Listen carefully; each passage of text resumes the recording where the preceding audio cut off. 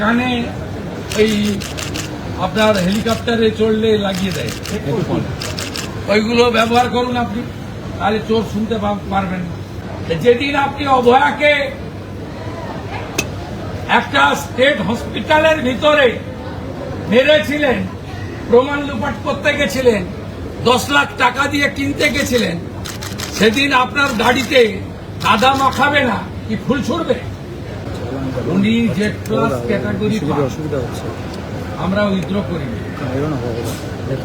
Director of security senior officer এখানে আছেন, আমার সিকিউরিটির জন্যই আছেন। আমি ওনাকে নেমেই জিজ্ঞেস করেছিলাম, জি is there any communication?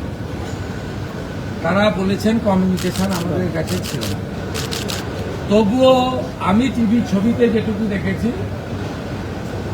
Senior police ডিসির নেতৃত্বে পুলিশরা তাকে প্রপারলি সাপোর্ট দিয়েছে এবং আমি বিজেপির কোনো পরিচিত মুখকেও দেখিনি, ঝান্ডাকেও দেখিনি।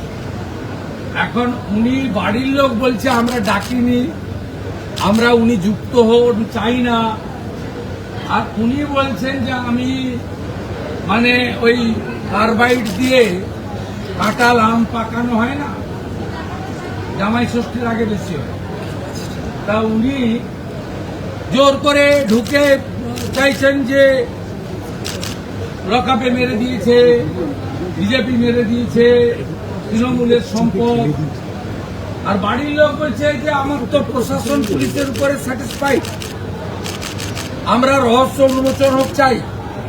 লকআপে ছিল সেই অবস্থায়, পিটিয়ে মেরেছেন, অসুস্থ, এর বিচার চাই এবং লোকাল সরকার এবং পুলিশই আমাকে বিচার দিতে পারবে, মমতা ব্যানার্জি বিচার দিতে পারবে না, তার বাড়ির লোক বলছে।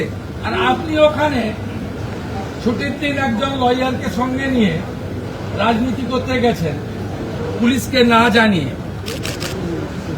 পুলিশ তো এত বড় অ্যারেঞ্জমেন্ট করেছে দেখলাম, যেটা তো উনার পাওয়া, উনি এখন ওই ক্যাটাগরিতে পড়েন কিনা সন্দেহ আছে।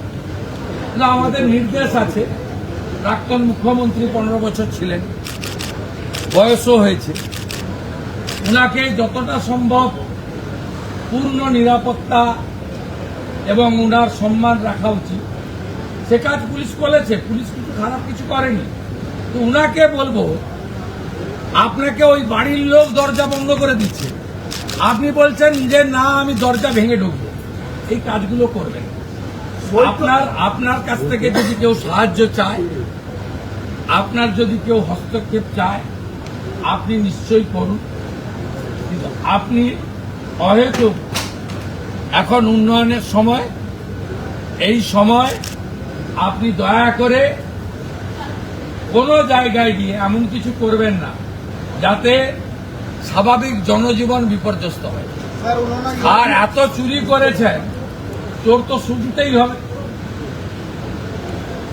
এরপর থেকে কানে এই আপনার হেলিকপ্টারে চড়লে লাগিয়ে দেয়, ওইগুলো ব্যবহার করুন আপনি, তাহলে চোর শুনতে পারবেন না। বিজেপির পতাকাও ছিল না, বিজেপির কর্মীরাও ছিল না, এত বিপুল জনরস। আপনি তো আজকে অভয়ের বাড়িতে যেতে পারতেন ক্ষমা চাইতে,